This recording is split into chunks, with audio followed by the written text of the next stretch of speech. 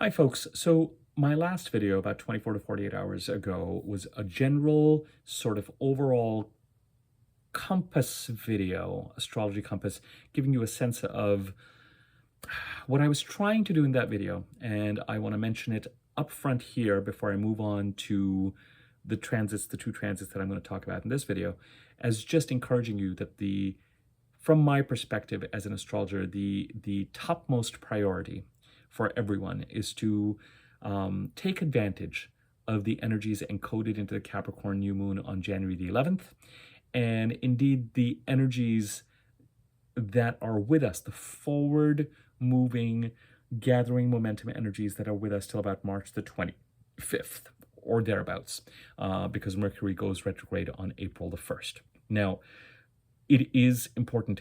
The video that I did over the last 24, 48 hours, really, I think that remains active and current and important over the next, not only into the Leo full moon a week from now, but even about a week after that, into early February or thereabouts. And the actions, to just summarize that video importantly, and if you want more information on that, do take a listen to that. You also can take a look at my Capricorn new moon video. Those videos are important.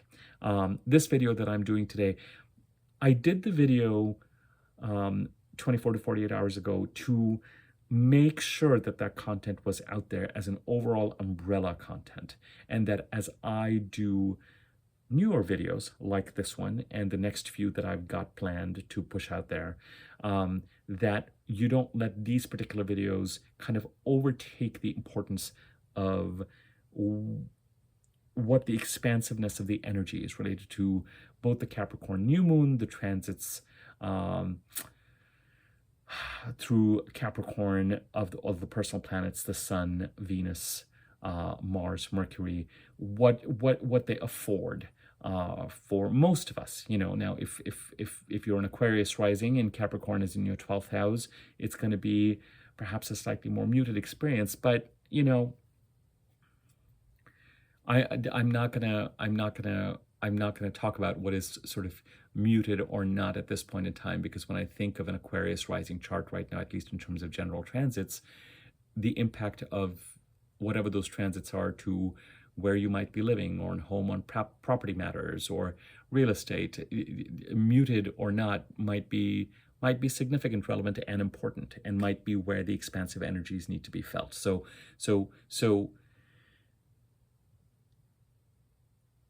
make sure that you take a look at my last video so that you are clear about the energies of the time and the importance and the urgency and the necessity, I would argue, to take advantage of the energies that are currently at play. And this week and next week are really important times for that. But even as you head into the beginning of February, because even though the new moon in Aquarius is a very dynamic one, in many respects, its setup to its dynamism is dependent on the actions that we take now. And that seems like a logical statement, like, of course, what that new moon is going to do is going to be dependent on what we do now. But really, astrologically, there's a narrative and there's a connection. So as I said, starting the new moon on January the 11th, the new year 2024 began there. If there are goals and specific things that we're trying to achieve, I'm encouraging everyone to get back on the horse and to start to move forward. And with an acknowledgement that over the last week, since January the 11th, the first week after a new moon, it might be harder to marshal those energies. But now that we're past the quarter moon and headed to that full moon a week from now, and especially the week after that, take advantage of those energies. The two transits that I wanted to talk about today are very characteristic of the time period that we have been in, with a greater sense of resolution, I would say, as we head towards January the 23rd, related to the Mercury retrograde period we experienced between December the 13th and January the 1st. I would argue absolutely that we're talking about Mercury retrograde energies that go back to prior to Thanksgiving, when Mercury actually entered its shadow degrees, the degrees it went over 3 times as a result of the retrograde. For those of you who, a Mercury retrograde or a planet going retrograde essentially simply means that from our vantage point on Earth, when we look at the planet in the sky, it looks like it's going backwards. Now, it's an illusion. All of us, all these planets are circling the sun, but like two buses passing, sometimes in the orbit, Mercury looks like it is actually moving backwards because it is moving forward slower than the Earth. And so it creates this optical illusion in the sky that it looks like it's actually going backwards when it is, in fact, going forwards. It's just, as I said, it's like two buses going side by side. Even though this bus is going forward, but if you're sitting in this bus, it looks like it's going backwards. So from our vantage point on Earth, Mercury would have been going direct through certain degrees till December the 13th, then looked like it was going backwards till January the 1st, and then since then has been going direct again, and it continues to go over its shadow degrees till January the 20th, 2 days from now. And then it will clear these shadow degrees. And there were a few transits that Mercury was making during this time that were important, made those transits 3 times. Specifically, Mercury trined Jupiter and Mercury squared Neptune. The trine to Jupiter would be from Capricorn. It is an expansive trine from where Capricorn sits in your chart to Jupiter in Taurus. Jupiter in Taurus is trying to, as a friendly reminder, create a new beginning, an auspicious new beginning of a 12-13-year cycle related to where the sign of Taurus sits in your chart.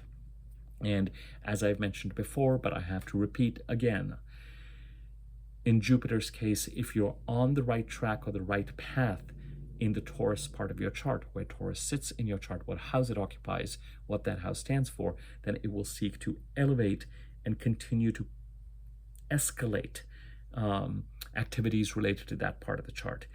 If you are not, Jupiter will try to create a new beginning by focusing on the ending, so you have at least the opportunity to consider getting onto a path that feels more connected and more right for you. There's always an element of choice when you're working with Jupiter and Saturn, so you have to engage. One of the transits that is occurring tomorrow is that Mercury is trining Jupiter for the 3rd time and final time as part of this retrograde process as it clears the shadow degree on the 20th. Indeed, when Mercury went retrograde, give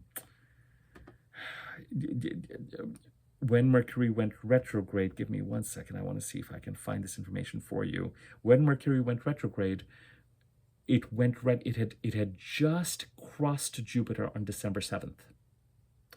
Then it went retrograde on December the 13th, and on December the 18th, it trined Jupiter again.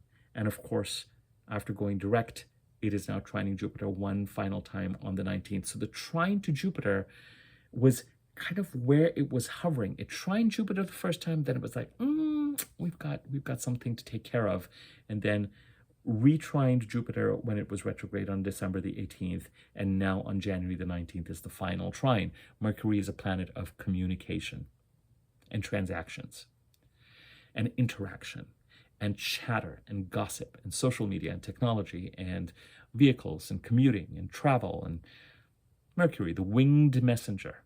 And it is in harmonious aspect with, and it is looking towards Jupiter and Taurus and trying to support Jupiter and Taurus in creating this new beginning, the Taurus part of the chart. So at this point in time, the Mercury trine to Jupiter, and this is what I mean by the 2 transits, so Venus squaring Neptune tomorrow and Mercury trining Jupiter tomorrow, are so characteristic of this time period that we've been in since January, where we've been progressively dealing with expansive energies that are really trying to take hold more and more, especially after the January 11th new moon. And as all the planets now are making their way through Capricorn, they are trining Jupiter and Uranus in Taurus, and squaring the North Node and Chiron in Aries. The two parts of the chart, the Aries and Taurus part of the chart, where the most expansive and exciting and interesting and engaging activity is taking place, right? So whatever this mystery is on some level, let's just say that the gates are now finally open and clear, and whatever it was that this Mercury retrograde process, and to some extent this Mercury retrograde process really did bring a certain amount of chaos and even an element of violence, hot-headedness, confusion, misunderstanding, miscommunication between, let's say, just before Thanksgiving or about Thanksgiving, and especially escalating in the last 2 weeks of December. And as you headed towards Christmas, and between Christmas and New Year's was when it was at its most potent, because remember, at that time a retrograde Mercury conjuncted with Mars in Sagittarius and squared Neptune. So with all that drama now potentially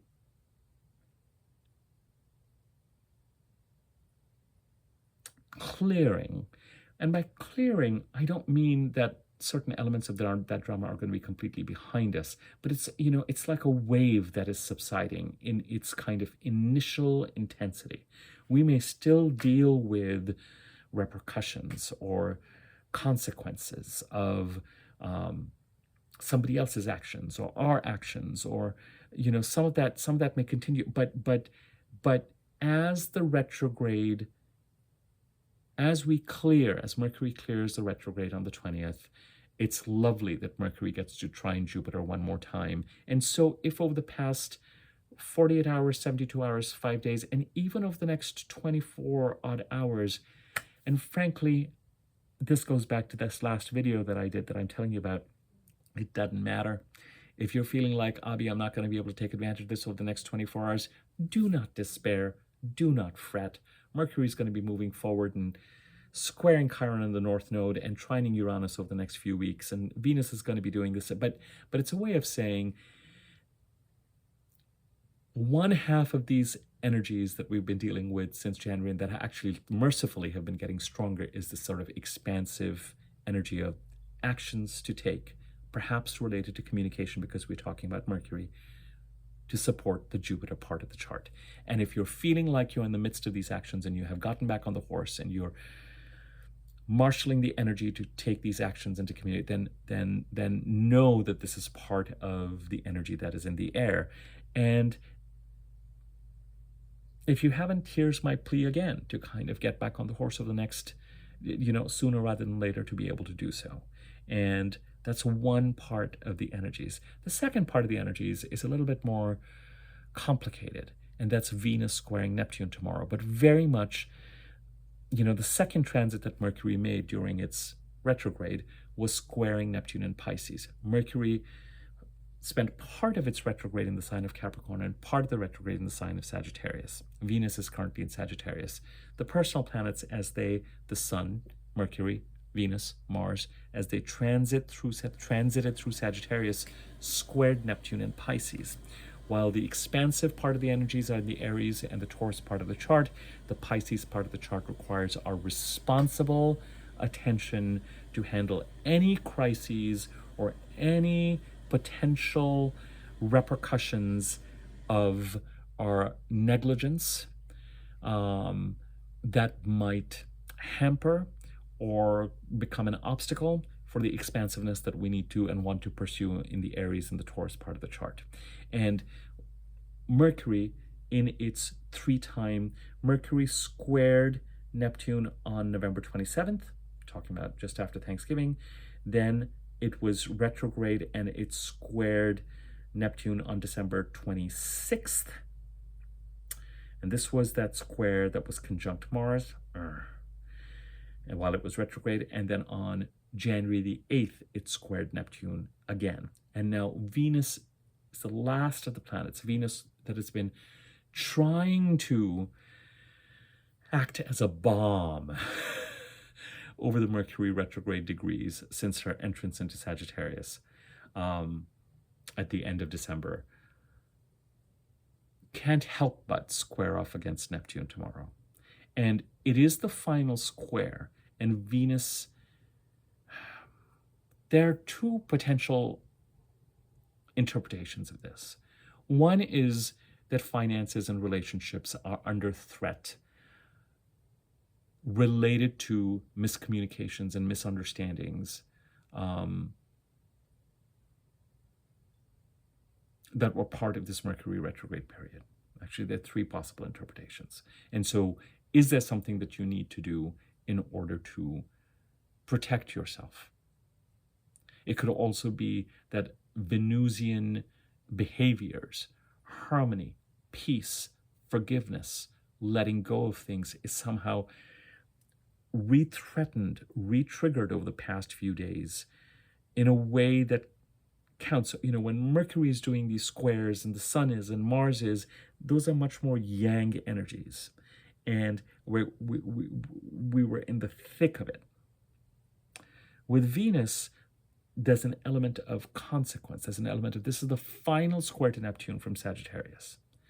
And it could be that our Venusian, harmonious, live and let live self feels somehow threatened by the deceptive, foggy, gaslighty,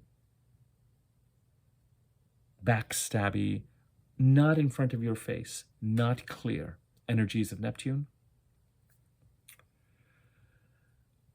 It could be that in order to combat these energies, and partly with Neptune, there's also this kind of sense of what is really going on and what are you imagining that's going on. There can also be a kind of delusional fantasy aspect to things where, and sometimes intuitively, if you know that something's not quite right, then your mind tries to move in to make sense of it, and the sort of worry and overthinking and overprocessing and can gild the lily in terms of what is actually going on, and so it can have this kind of delusional sense. But in fairness, the delusional quality comes from the fact that we're not being presented directly and nobly and in a forthright manner with what is going on to begin with. So what else is anybody supposed to do other than feel like they're dealing with lying and deception?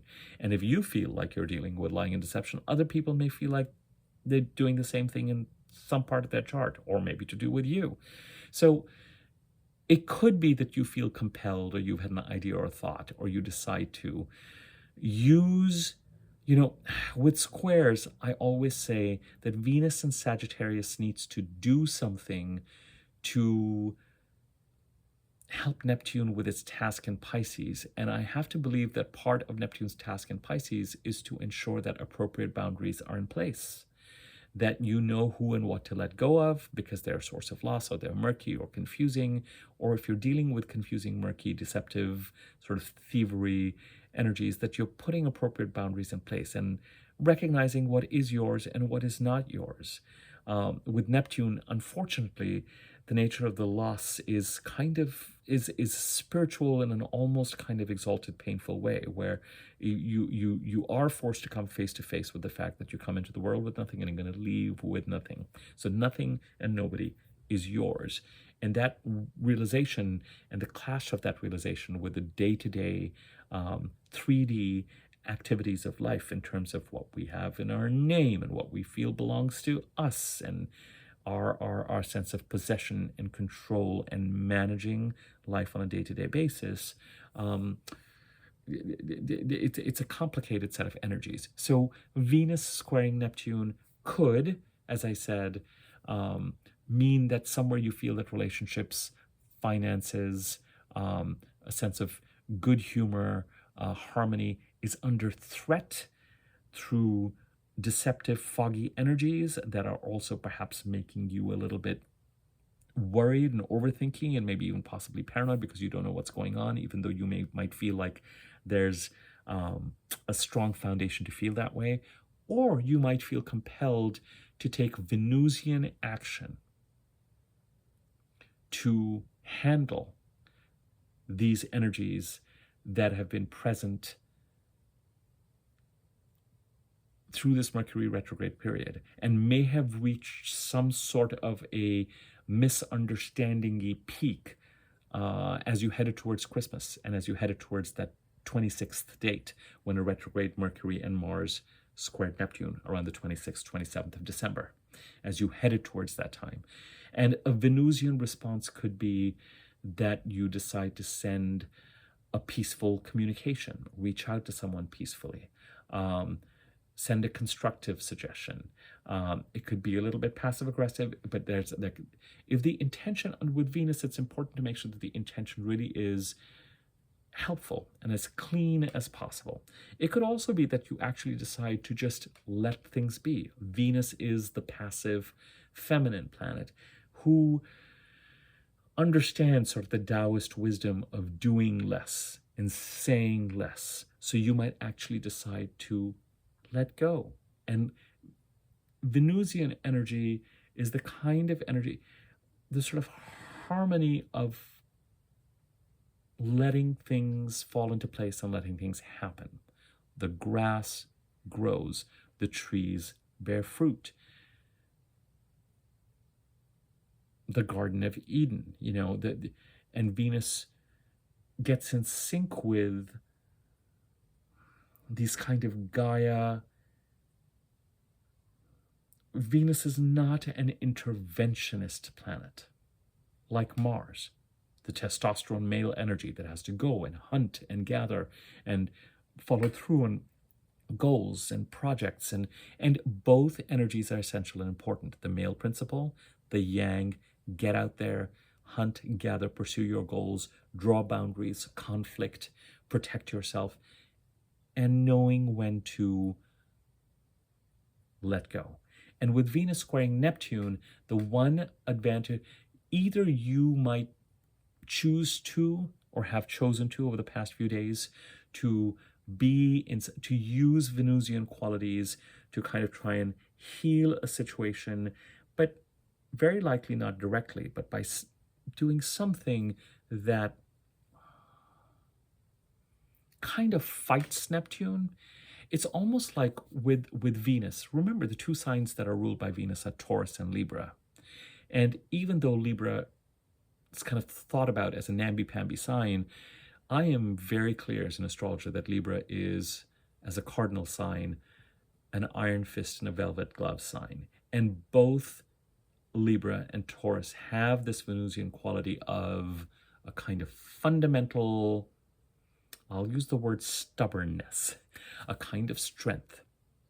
Taurus is a fixed sign, and so, but Libra is a cardinal sign, a sign of leadership.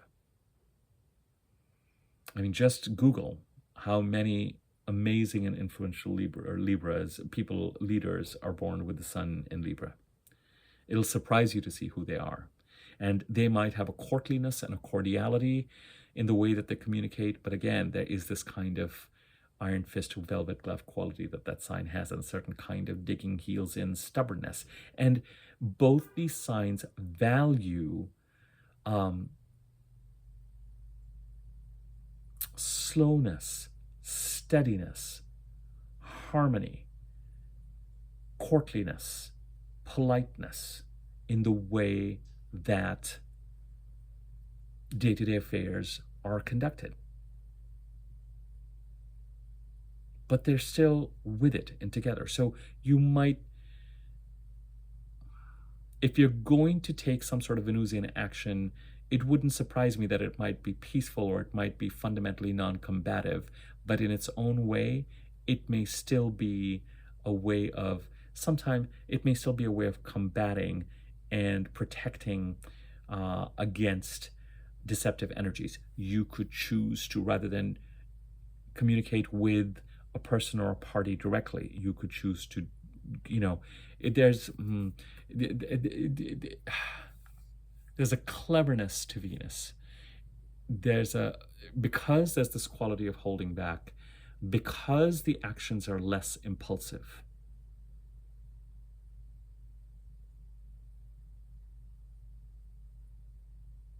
there can be a strategic quality to however it is that you choose to finally deal with and attempt to put behind some of the chaos that has been part of the energy that we've been dealing with, not only since the beginning of the year, but it was building since Thanksgiving. Okay, so if this will, the other thing, as I said, the other option that you might use is simply with Venus's square to Neptune to just bless the situation, bless everyone, let go, release, and let the wave fall. So you might have a more yang Venusian reaction of actually sending out a communication indirectly, but clearly and strategically and peacefully and diplomatically and helpfully, or you might just have this moment of recognizing what you can and cannot control, learning, assessing, assimilating, leaning into your feminine side that is non-impulsive but real, and might be more inclined to, because this is a conversation you're going to have between you and yourself, understand that no matter who is fundamentally at fault, understanding cause and effect, understanding what it is that you may have done or contributed to a situation that escalated it, that made the miscommunication, the misunderstanding stronger or worse or more combative. Processing. This is one of the things that I've been saying over the past few videos. The first couple of weeks of January, as we headed to that new moon, it was really important to process the Mercury retrograde period and what the lessons from 2023 had been. Because as I mentioned in the videos I did at the end of 2023 and in the beginning, prior to the new moon, I said the new moon is really not going to start until that January 11th new moon. And since the beginning of January, but especially after that January 11th new moon, the expansive energies have started to magnify. And as we head to this weekend especially, as Mercury trines Jupiter and clears its shadow degrees by the 20th, as Venus squares Neptune tomorrow, but then clears Sagittarius and enters Capricorn on the 23rd, the expansive energies really take hold. You're not going to be able to hold on to right now the Mercury retrograde drama that was crescendoing from Thanksgiving till the end of the year. That doesn't mean that you're not dealing with it still, but you're not going to be, because the expansive energies astrologically are going to take over. And to everybody, they're just going to say, time out on that stuff, focus on 2024. And whether you know it or not, or whether you like it or not, or whatever it is that you're holding on to, whatever it is that you're processing, whatever's going on that is conflict related, he said, she said, this happened, that happened, I need to do this, this needs to be, this is so this is,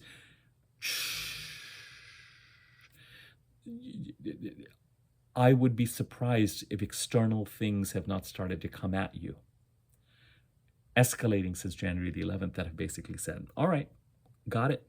You want to process, learn, leave 2023 behind, get on the horse for 2024. But part of that process becomes easier as we head towards the 20th of January, the 23rd of January, so that we can really leave 2023 behind. With Venus squaring Neptune, it's not the most comfortable of transits, but as I said, with squares, it's as if these two planets had a 90-degree lock, like at two stop signs, and Venus has got to move first, and then Neptune can move. And so it's dependent on Venus in Sagittarius to exercise her influence, to provide some healing to the situation and resolution to the situation in the best of her ability. Now, Venus, interestingly, is going to, for a few more days, as she enters Capricorn, till the end of, I would say till the end of January, is going to be going over the same degrees that Mercury went retrograde and direct over 3 times. So Venus will have the ability to, hopefully in a Venusian way, continue to calm those waters, but she will also likely be tested. But Mercury trining Jupiter is one thing. Venus is going to trine Jupiter, which is really something. This is why I'm saying, guys, get on the horse, my darlings. Focus on 2024. Make sure you're focusing on 2024 and your goals as well, because we have some lovely transits here. Venus conjuncts the North Node on January 22nd as I look at this. Oh, sorry. Ignore that I said that. Just ignore that I said that. That I'm looking at my own chart. Whatever. More importantly, what I wanted to convey was Venus trines Jupiter on January 26th, on the day that Mercury trines Uranus. Venus trining Jupiter, continuing to go over those Mercury transits that Mercury has made 3 times during its retrograde. But as we head towards the 26th, Mercury is going to be trining Uranus. Mercury from Capricorn, Uranus in Taurus. Okay, so let's summarize this video and bring it to a close. A couple of transits over the next 24 hours that are very characteristic of the current time. Part of the current time, the more challenging aspect of it is processing and dealing with and worrying about issues related to the Mercury retrograde that escalated between Thanksgiving and New Year's, particularly with a focus on that time period as you headed towards Christmas and New Year's.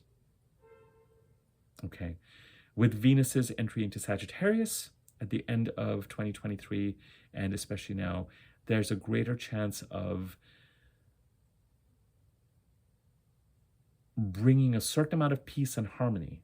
With Venus, peace and harmony can even simply mean that people just stop talking to you. You know, if 2 people are not getting along, or if people are just not, you know, a Venusian response could be no contact. When I used to work in HR, one of the tactics the employee relations team that I was with would use if there was conflict was just to separate people. If things were getting to a place where communication was simply not possible for some reason, as they went through and investigated, tried to find out what was going on. And that could be a very Venusian response of peace. And as things like that happen, as Mercury went direct after January the 1st, the opportunity was to process lessons related to that time period, continue to, with an understanding that the processing would continue till at least January the 20th, and to some extent till the end of January. And even look at those lessons through the lens of whatever has been learned since 2023, understanding what we, irrespective of who did what and who is at fault, understanding what we may have done or not done to also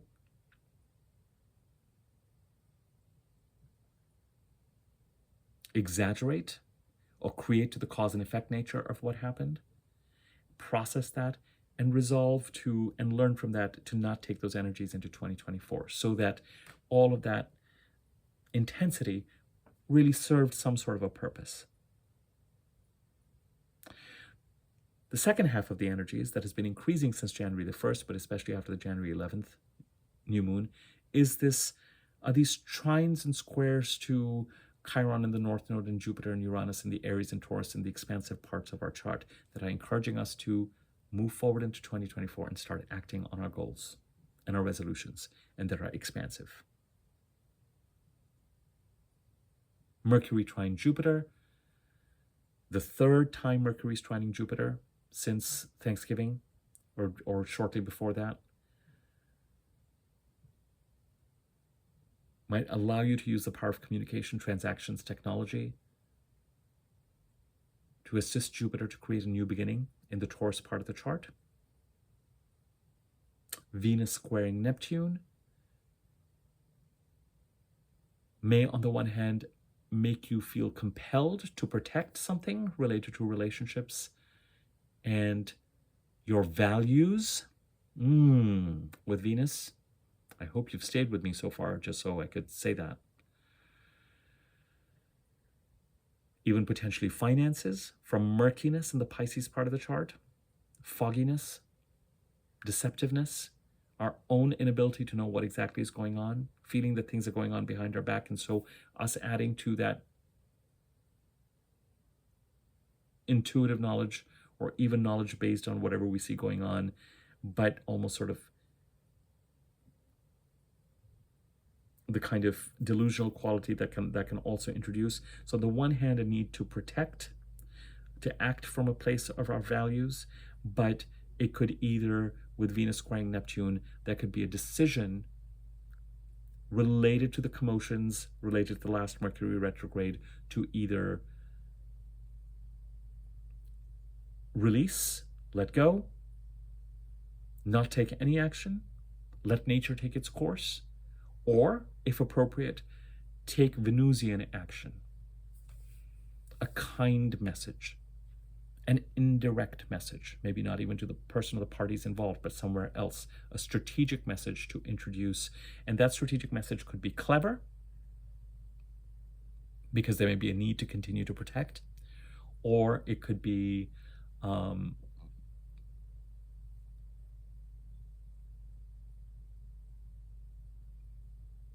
an olive branch or a handshake, or a kind of peace be with everybody feeling. As I said, the expansiveness is going to require more and more of our attention as we move forward, not a bad thing. And take a look at my last video. That is really the focus on it. And that is really where I would put my energy and focus now over the next few weeks. But, you know, some of dealing with those Mercury retrograde energies, I'm glad that we need this Venus square Neptune to be over, because that's sort of the last of these kind of bumps. And after that, as Venus goes through and moves towards trining Jupiter and moving past these Mercury retrograde degrees, you know, as I said, by January 26th, as Venus gets ready to do that, Mercury will be on its way to trining Uranus.